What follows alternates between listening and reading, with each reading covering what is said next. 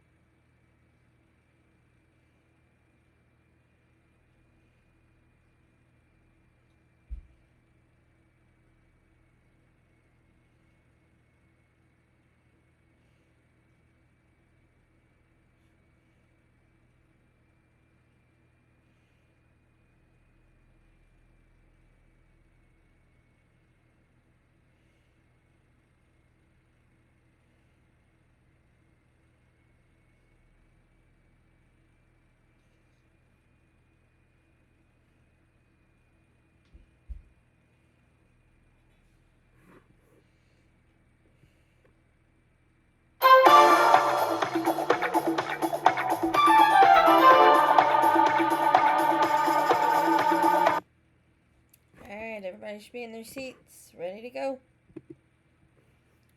Alright, you got 2 minutes to get your stuff ready for morphology. If you need the guided notes, you need to go see the sub.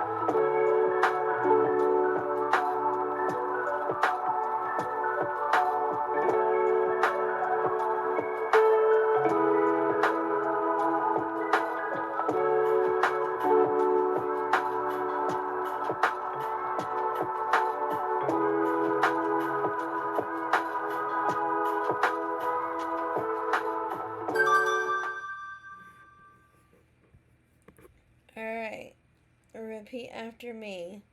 I can explore the prefixes pre and for by defining the prefix and learning how to use it in context with my peers. Alright, you need to number 1 through 7 in your notebook. Again, 1 through 7 in your notebook. You're only writing what is in blue.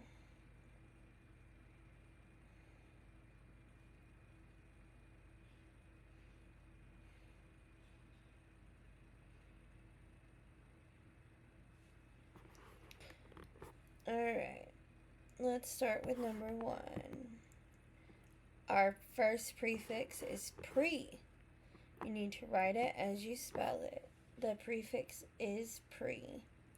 P-R-E. Pre.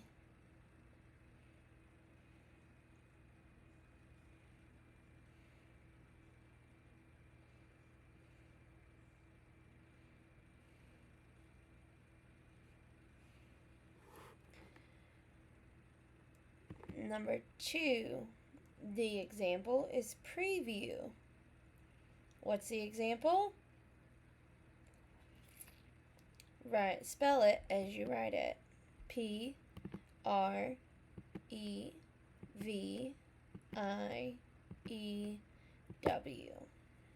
Preview.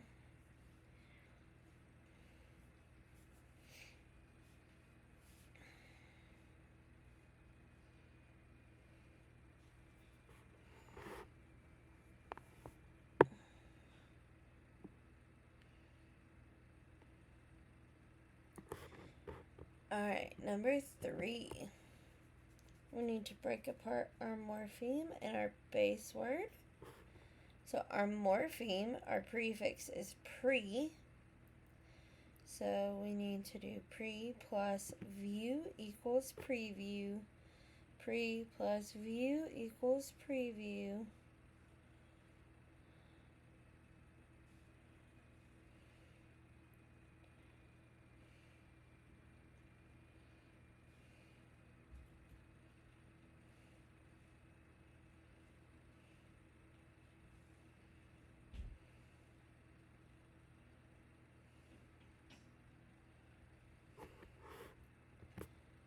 Number 4.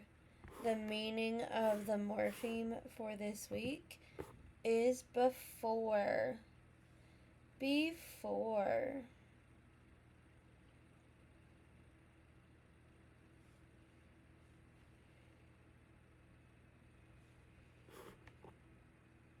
And number 5, our second example is preheat. Pre plus heat equals preheat. P-R-E-H-E-A-T. P-R-E-H-E-A-T.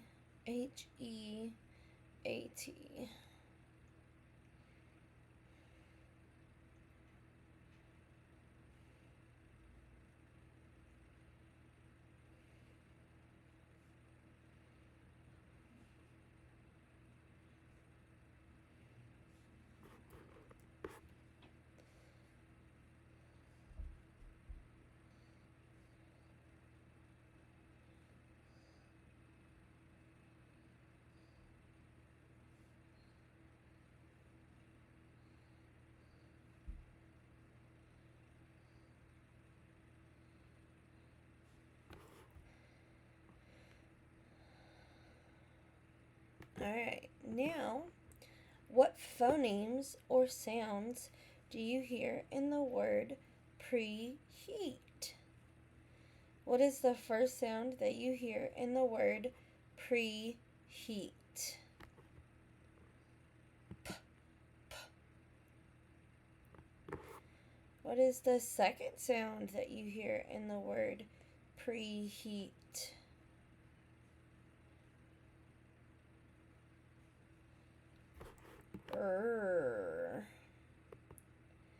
What is the third sound you hear in the word preheat?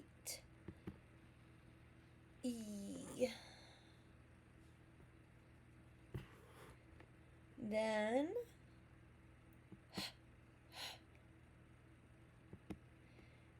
E. T, t. Preheat.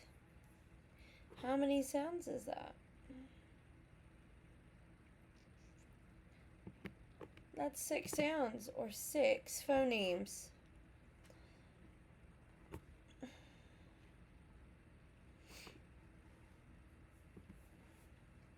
Now, how many syllables are in the word preheat? Clap it out. Preheat equals 2 syllables.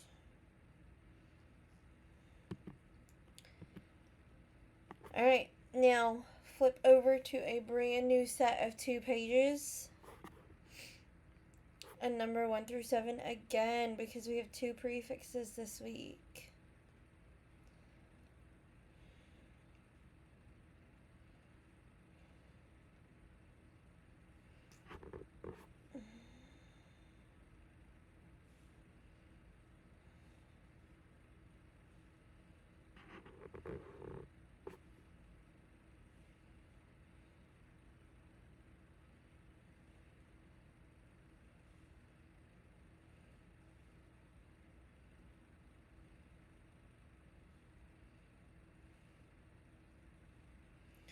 Alright, number 1, our second prefix for the week is for. F-O-R-E, for.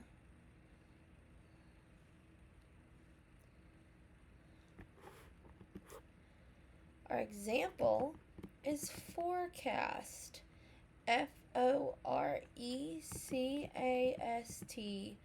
forecast. F-O-R-E-C-A-S-T.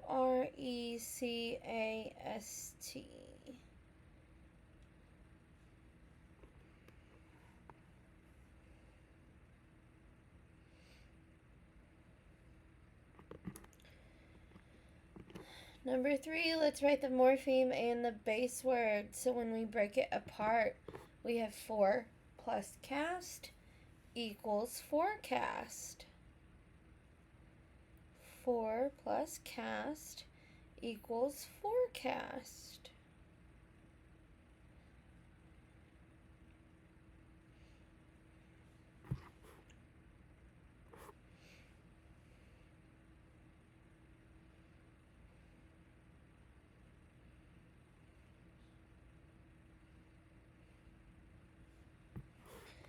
Alright, the meaning of for is before, in front of, in advance, or earlier.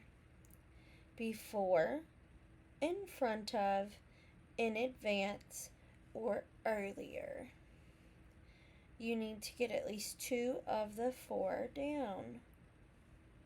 So 2 of the 4 definitions need to be written down in your notebook. I will be checking.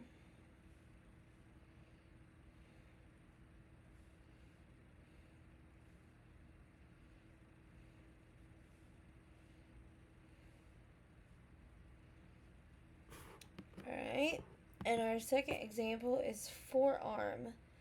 4 plus arm equals F-O-R-E-A-R-M.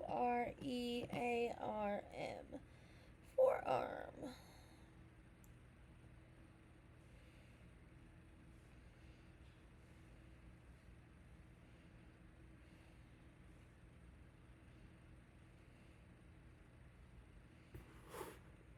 Alright, now what sounds do you hear in the word forearm? What's that first sound that you hear? That's right. It's f. What's next? O.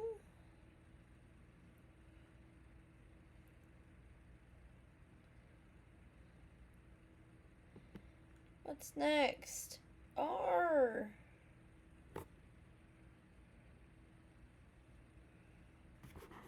Then R for R. And then you can already see that the R and the M are there.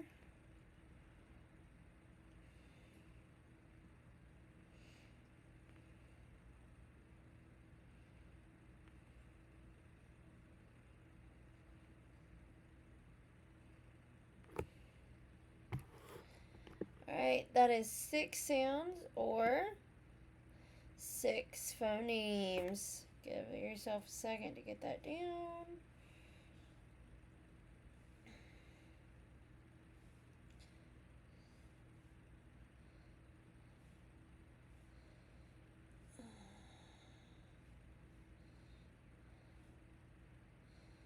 Alright. How many syllables are in the word forearm? Forearm. It's 2 syllables.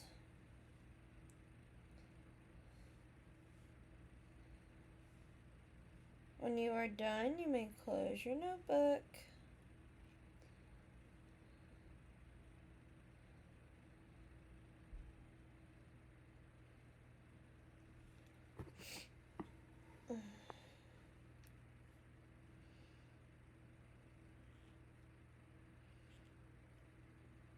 Alright, now you have 2 minutes to get ready for ELA. 2 minutes to get ready for ELA.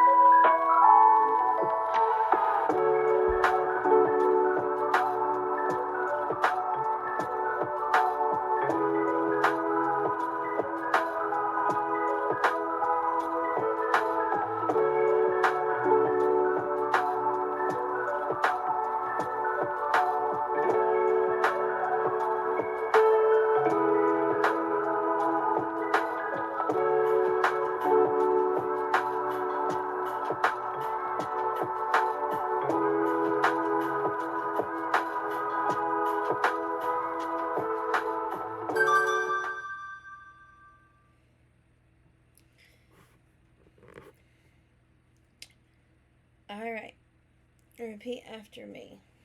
I can write 2 knowledge statements about the Gross Clinic using coordinating conjunctions.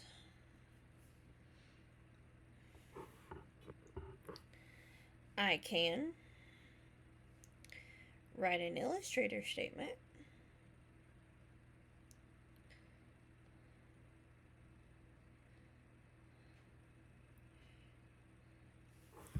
that includes an explanation of how a drawing supports understanding of complex information.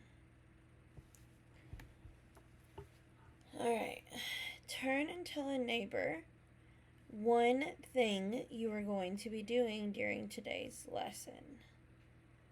What is one thing you are going to be doing during today's lesson?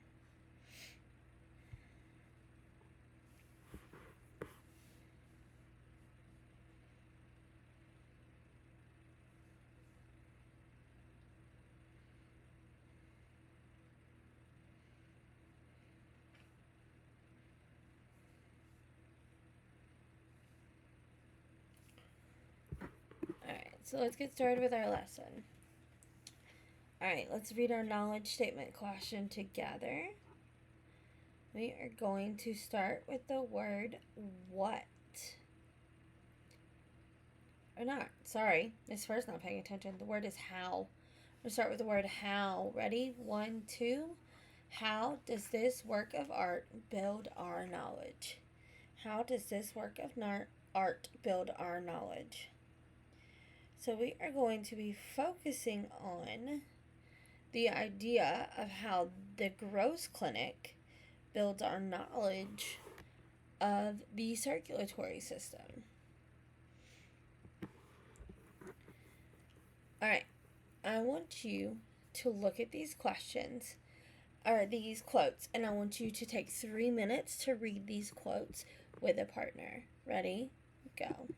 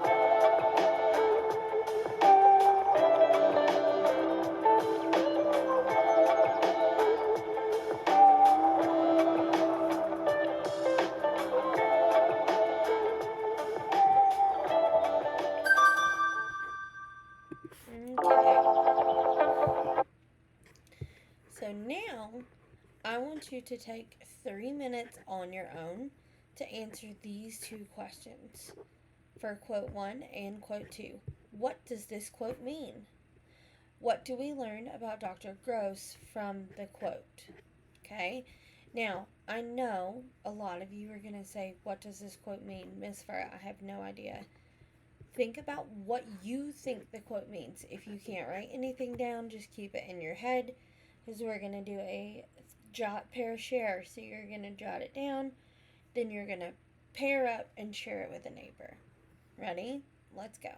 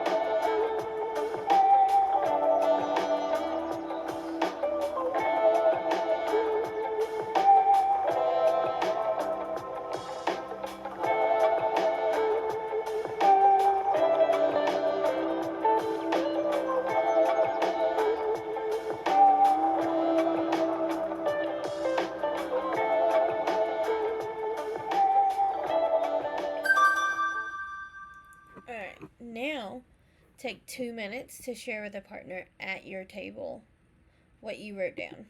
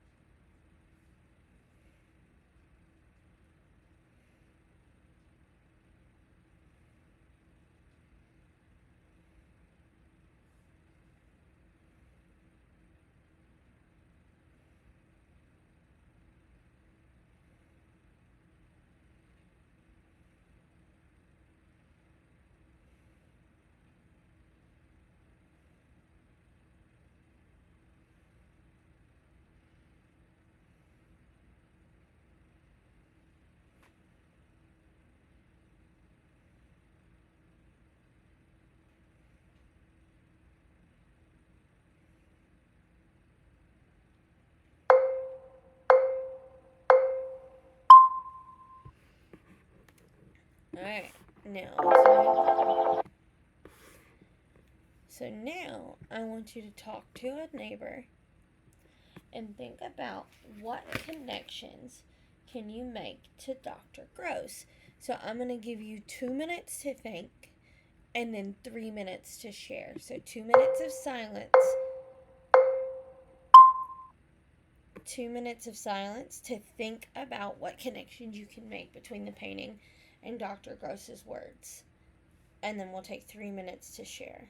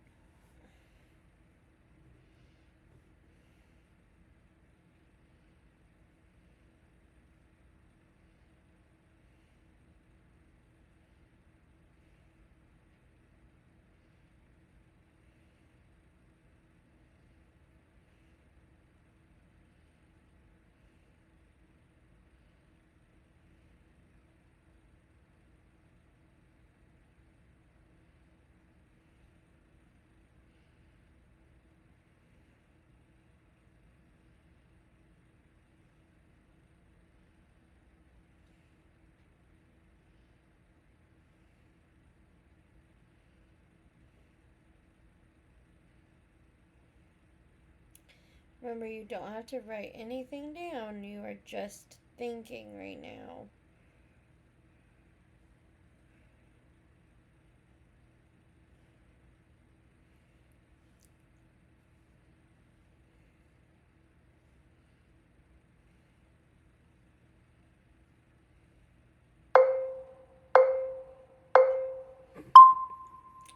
Alright, now take 3 minutes to share with a partner about what connections you can make between the painting and Dr. Gross's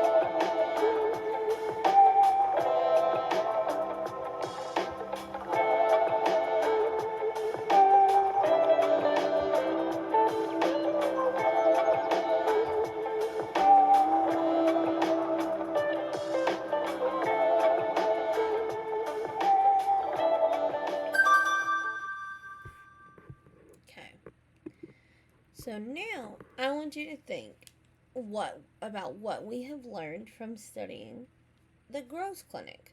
What have we learned about the circulatory system and having a great heart? Did Dr. Gross have a great heart? If he did, how so? What does that look like? Right? Think about his teaching methods. Did he just teach and expect people to learn? Or did he stand up in front of a crowd and tell people the easiest way to learn things?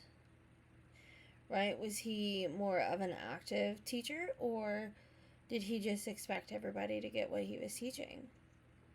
So think about those things. Think about if there's anything that we can add to our world knowledge chart. Maybe have Blythe or Carly come up and write something. Like, what do you think we can add to our chart about what we've learned from studying the Gross Clinic?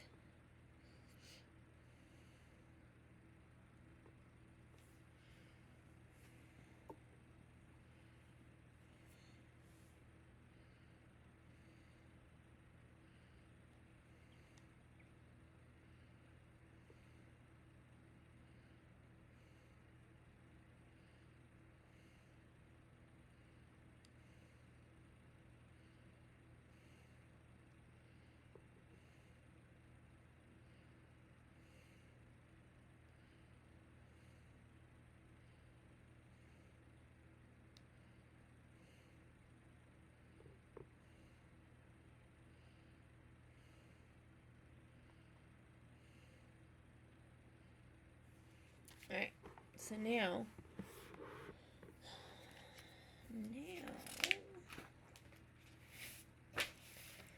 I want you to flip over to page 97 in your workbook. I think it's page 97. Let me see.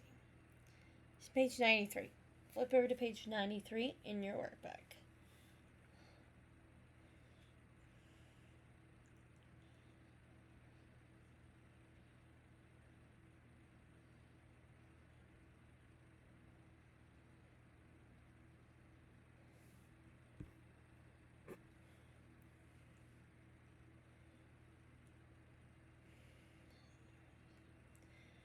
Alright, so now let's talk about the words. Let's look at strategy 1. Remind yourself that in our previous lesson we looked at the coordinating conjunctions and, but, or. So I want you to review the definition of a coordinating conjunction and read in a whisper the sentences that you wrote using and, but, or. Ready, go.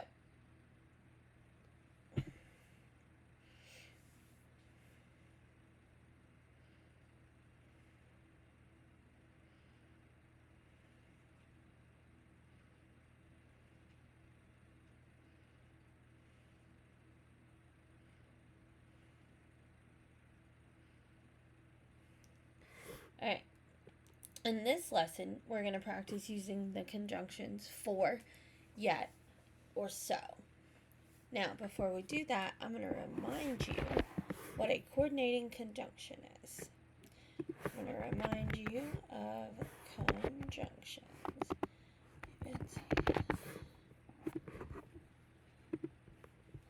As your body grows bigger, your mind must flower. It's great to learn, 'Cause knowledge is power.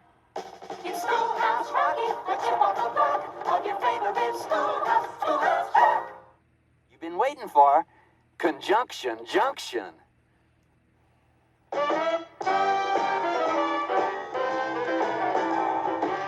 Conjunction junction, what's your function? Hooking up words and phrases and clauses.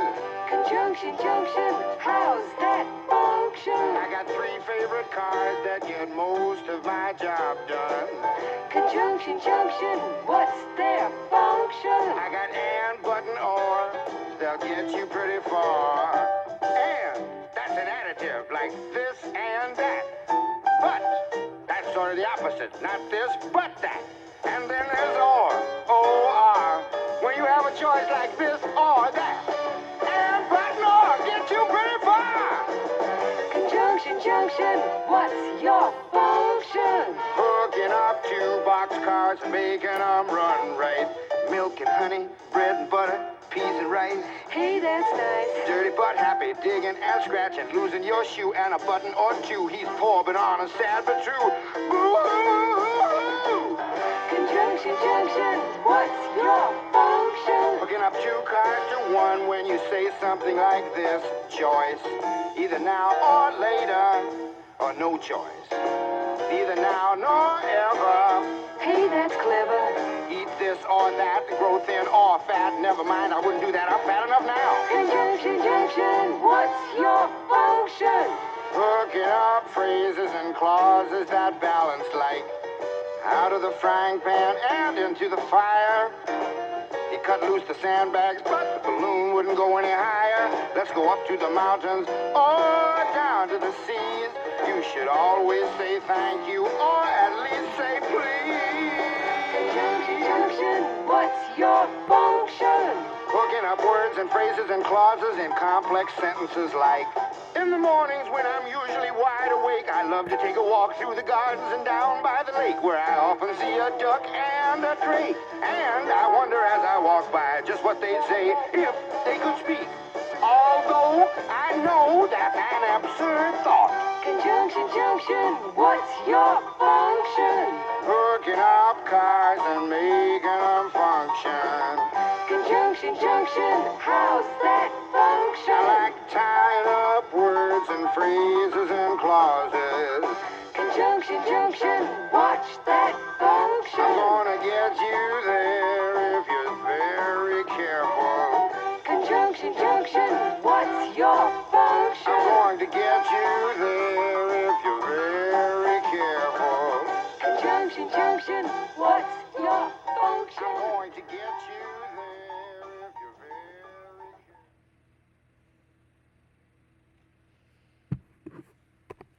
Alright. So now, let's talk about the conjunctions we're going to be using today. We're going to be using for, yet, and so. We use for to show purpose. It shows the why of something. We use yet to contrast different ideas. And we use so for effect. And this reason, therefore. So you are going to look at these sentence frames. Dr. Gross was very serious about his surgeries for blank. Dr. Gross was proud of his role as a surgeon, yet blank. Dr. Gross believed people could learn from his surgeries, so I'm going to give you 5 minutes to work with a partner to fill in these blanks. You should number 1, 2, and 3 in your reading notebook, your reading notebook of 1, 2, and 3, and fill in the blanks. You have 5 minutes to do this with a partner. If you get done before the 5 minutes is up, return to your seat and sit quietly.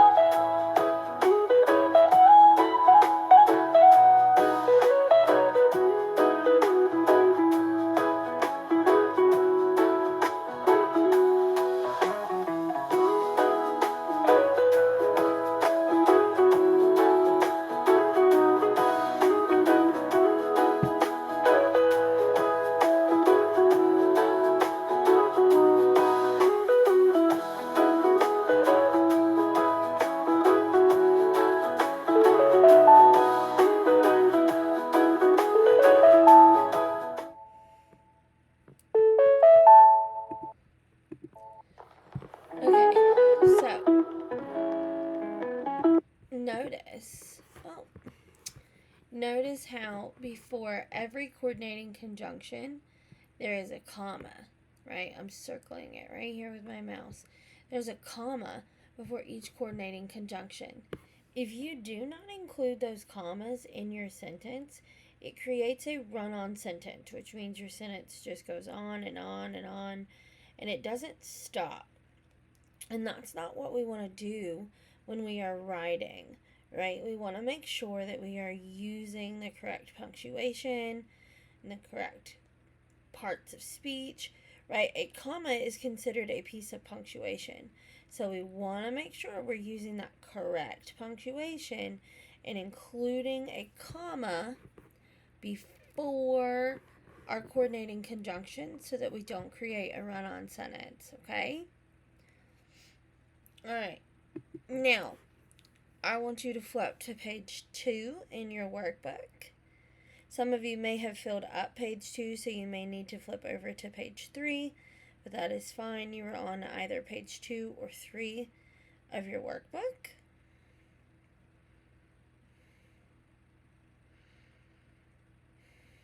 I'll give you a second to get there. Alright, now, I want you to select 2 of the knowledge statements that we talked about earlier, right? That artists use light to draw our attention to a focal point. Artists can use the background and foreground to communicate ideas in a work of art. Surgeries were performed in a lecture hall in front of medical students. Dr. Gross was courageous, confident, and intelligent. Dr. Gross cared about his patients. I want you to select 2 of those knowledge statements and expand on them or add more to them using the conjunctions for, yet, or so. So if Miss Fur was to do this, I would say that artists use light to draw your eye to a focal point, comma.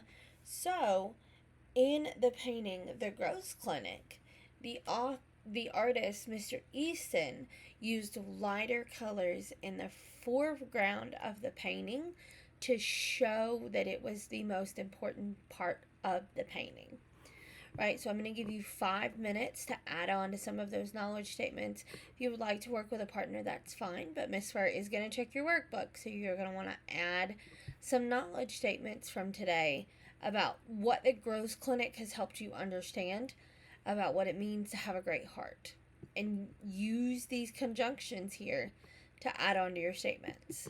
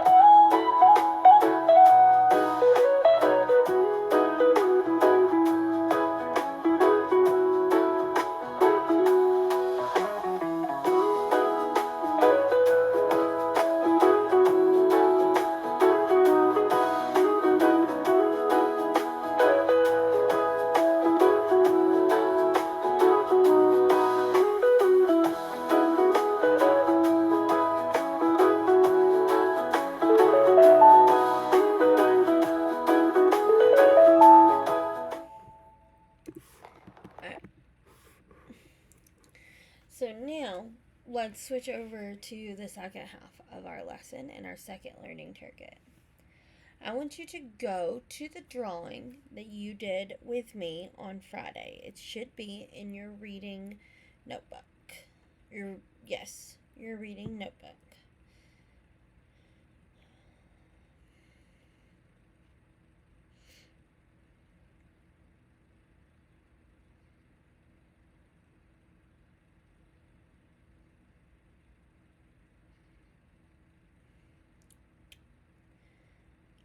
Now, I want you to turn to a neighbor, and I want you to tell your neighbor what your drawing is and explain its purpose.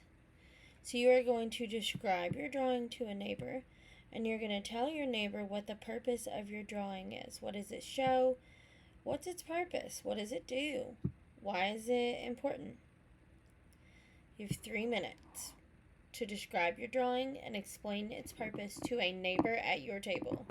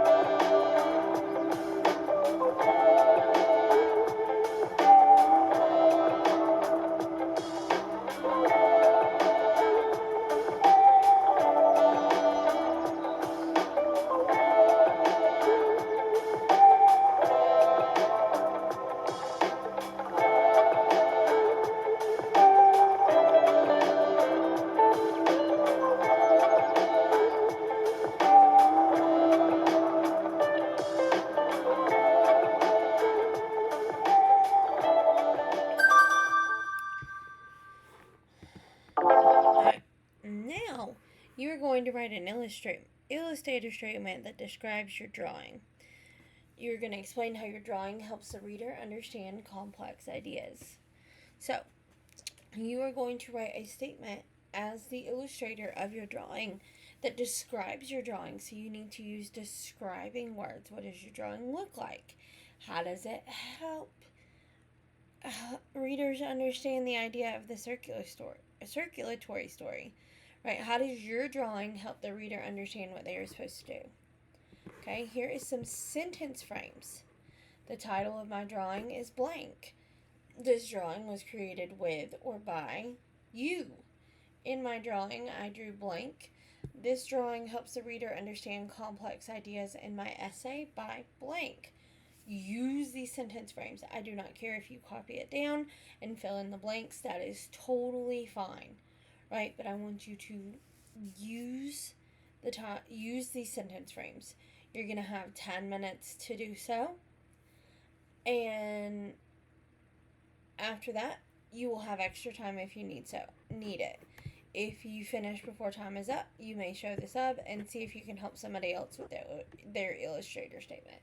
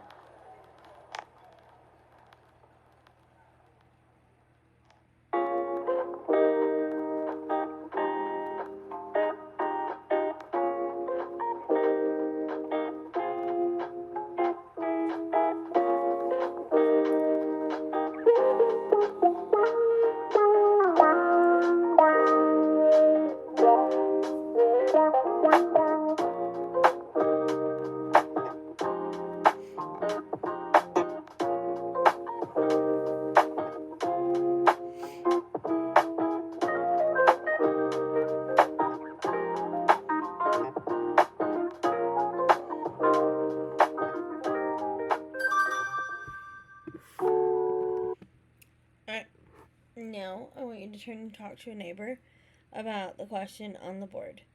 What does having a great heart mean? Take about 20 seconds.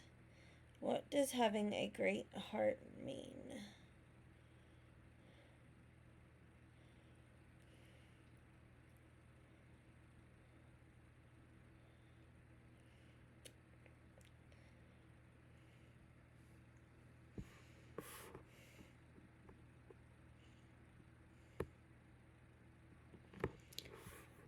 Alright, here are your centers for the rest of the afternoon. I have left a Scholastic News and a worksheet for you to work on. If you finish that, there are Inside Out and Moana word searches.